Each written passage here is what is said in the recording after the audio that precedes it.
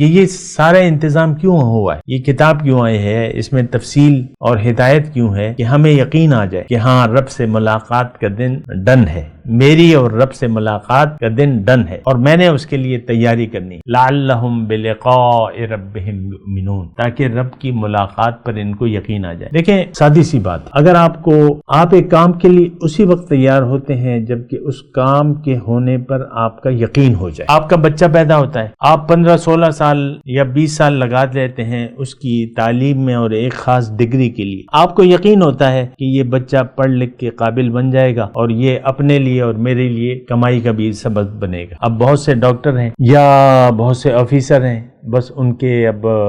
ماں باپ جو ہیں آرام کر رہے ہیں، آپ دیکھیں اکثر جو ہے فخر محسوس کرتے ہیں، میرا بیٹا جو ہے جنرل ہے، میرا بیٹا ڈاکٹر ہے، میرا بیٹا جو بھی ہوتا ہے، تو والدین ایک گونا خوشی محسوس کرتے ہیں۔ منزل پر یقین کے لیے قربانی دی جاتی ہے، منزل پر یقین نہ ہو تو قربانی کوئی نہیں دے گا۔ اگر آپ کا یقین ہو کہ میرا بیٹا 15 سال پڑھ کے بھی اس کو کوئی ڈگری نہیں ملے گی اور نہ وہ کچھ کما سکے گا، سے تھوڑی دیر کے لیے سوچیں، ایک صورتحال ہے، اپنے بیٹے کو آپ کسی عہدے تک پہنچانے کے لیے، کسی مقام تک پہنچانے کے لیے اسے پڑھاتے ہیں۔ اگر آپ کو یہ پتہ چل جائے، حکومت اعلان کر دے کہ بھائی جو جتنا بھی پڑھ لے اس کو نہ کوئی نوکری ملے گی، نہ کوئی عہدہ ملے گا، نہ کوئی ڈگری ملے گی، تھوڑی دیر کے لیے فرض کر لیں، تو پھر بھی آپ اپنے بچے کو 20 سال تک تعلیم دلائیں گے، بتائیے یہ لاکھوں روپے آپ پھر بھی خرچ کریں گے، بڑی یعنی مہنگی فیسیں ہیں بچوں کی، اور والدین دیتے ہیں، اپنا پیٹ کاٹ کے دیتے ہیں، کیوں کہ اس امید میں۔ سبحان اللہ۔ اب